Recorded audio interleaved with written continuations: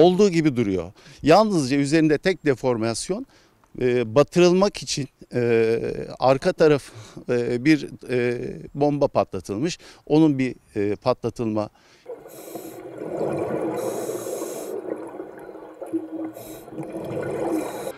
U-23 batığının bulunmasıyla birlikte buraya nasıl dalınır, nasıl dalabiliriz incelemelerimizi yaptık.